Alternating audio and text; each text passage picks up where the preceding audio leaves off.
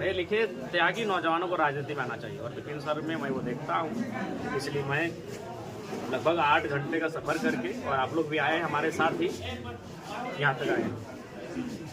Vipin sir, last संदेश।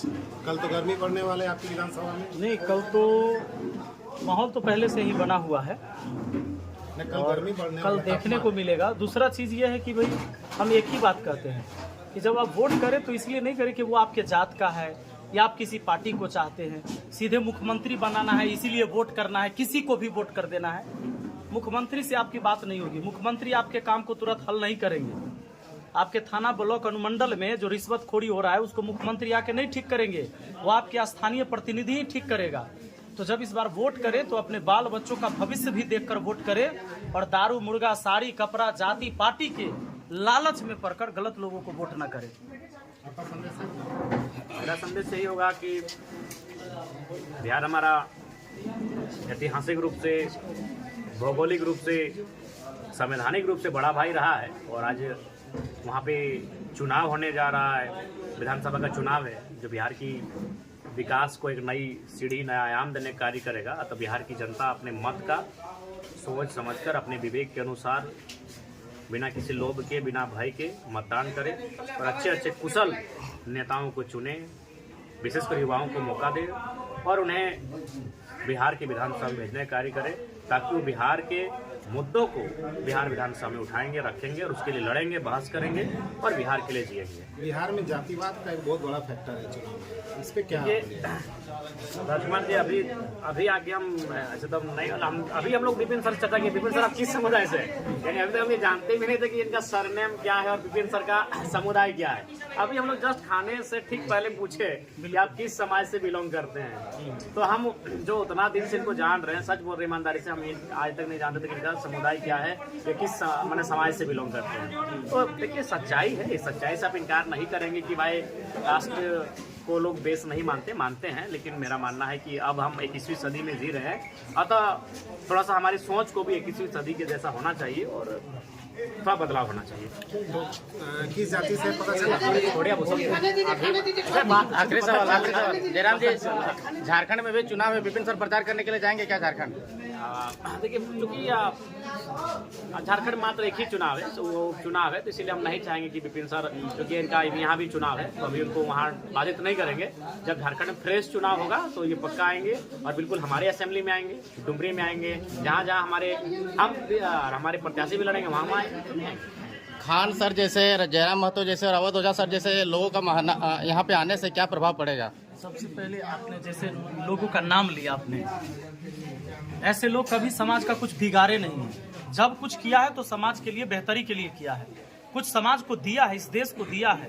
तो ऐसे लोगों के आने से तो निश्चित है कि हम लोग गौरवान्वित महसूस करते हैं। जातीय समीकरण कैसा चल रहा है इस विधानसभा के लिए? क्योंकि शिक्षक रहे हैं, सब जाति के बच्चा को पढ़ाया, एक ही बात पढ़ाया है। तो हमारा ले कोनो जाति पार्टी कोनो मैटर नहीं करता है, हमारा सब जाति के लोग हमारा साथ है। कल ही आपके यहाँ मोकामा में गोली चला है, उस पर क्या बोलिएगा? गोली चलना अच्छा बात थोड़े है, ये पर क्या बोलेगी? सब तो सिंपल बात है। कोनो बोलेगा जब गोली चला है गलत बात है, किसी की हत्या हो गई गलत बात है, बिल्कुल नहीं होना चाहिए, गलत है। और जो दोषी है उसको कड़ी से कड़ी सजा मिलना चाहिए। हम खड़े होंगे, मतलब ये गलत संदेश है, उसको अन्य बिल्कुल नहीं। अगर बिहार है, बिहार जैसा हमारा झारखंड सुंदर है, बिहार सुंदर है, जैसे हमारे झारखंड के लोग हमारे लिए प्रिय है, बिहार के लोग हमारे लिए प्रिय है। ये मतभेद कब बनता है? जब कोई भाई माने भाई में जब टकराहट होती है तो हमारा हिस्सा ये लूटे, जिनका हिस्सा हम लूटे तो विपिन सर ये कह रहे हैं कि आप अगर हजारीबाग, गिरिडीह या डुमरी से चुनाव लड़ते हैं तो आपका माननीय साहब बोल रहे हैं कि विरोध करेंगे, इस पे आप क्या? अच्छा एक बात बताइए, मैं यहाँ चुनाव लड़ रहा हूँ तो क्या मेरे बिहार के लोग मुझे विरोध नहीं कर रहे हैं? एक सिंपल सा बात है कि जब मैं बिहार में ही चुनाव लड़ रहा हूँ तो बिहार के लोग थोड़े ना मेरा सब सपोर्ट करेंगे, यहाँ भी विरोध करेंगे। ये जो बोले नहीं, मैं इनका जो तात्पर्य क्या है वो समझिए। हम कह रहे हैं कि जब इनका हक मैं मारने जाऊं तो ये मेरा क्यों नहीं विरोध करेंगे? ये मेरा हक मारने आएंगे तो मैं इनका क्यों विरोध नहीं करूंगा? अच्छा स्वाभाविक, ये देखिए सिंपल बात, आज डोमिसाइल नीति लागू नहीं कर रही थी सरकार, सबको मौका मिला यहाँ शिक्षक भर्ती में, लेकिन बिहार के छात्रों का क्या मांग था कि भाई डोमिसाइल नीति लागू करो और बिहार के युवाओं को नौकरी दो। सबसे पहले ये मांग मैं भी करता हूँ, मैं ये मांग करता हूं कि बिहार के बच्चों को पहले आप बिहार में नौकरी दीजिए।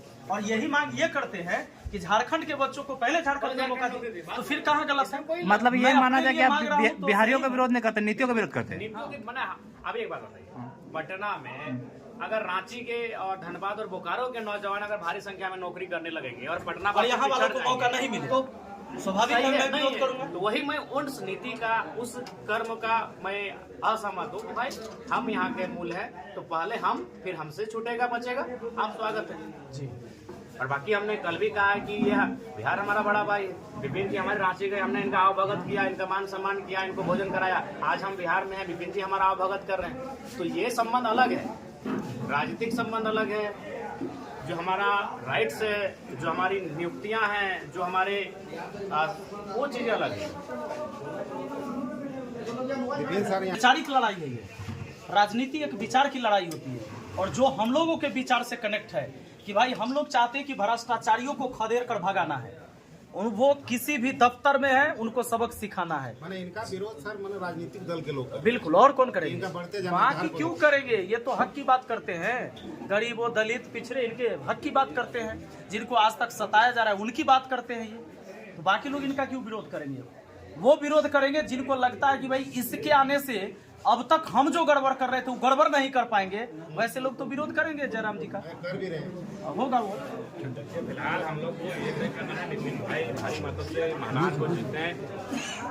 आपके माध्यम से महानार की जनता को हमारा संदेश होगा कि एक पढ़ा लिखा नौजवान जो बच्चों को मैथ्स पढ़ाता था, उनकी बौद्धिक ज्ञान का वर्धन करता था, उस दिशा में उनको आगे ले जाता था, अग्रसारित कर रहा था, वो नौजवान अगर राजनीति में आया है, वैसे पढ़े लिखे नौजवानों को राजनीति में अवसर देना चाहिए। अब आप मेरा ही उदाहरण लीजिए, अब हमारे 81 विधायकों में आज राज्य में अगर चर्चा आता तो एक नौजवान का चर्चा आता, जयराम माथुर।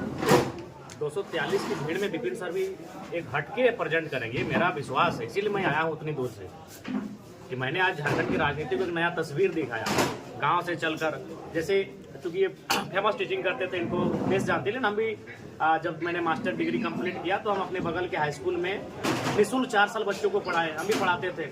तो पढ़ने वाले नौजवान अगर राजनीति में आ रहे हैं तो ये शुभ संकेत है। इससे उन लोगों की चूल्हे हिलेंगी, उनका नींव हिलेगा जो लोग अपनी परिवार और प्रॉपर्टी की राजनीति करते हैं। आज मैं बार बार कहता हूँ, आज हमारे झारखंड में जाके देखिए, हमारे झारखंड की 4 करोड़ की, मान के अनुमानित 4 करोड़ की आबादी कुछ दिन में हो जाएगी। हमारे 25 लीडर के पास इतना पैसा है कि 4 करोड़ की आबादी घर में बैठकर खाना खाएगी। तो हम गरीब नहीं है, हमारी गरीबी के कारण हमारे राजनेता बनते जा रहे हैं। उनका जरूरत से ज्यादा अमीर होना हमारी गरीबी के कारण है। इसलिए ऐसे नौजवानों को पढ़े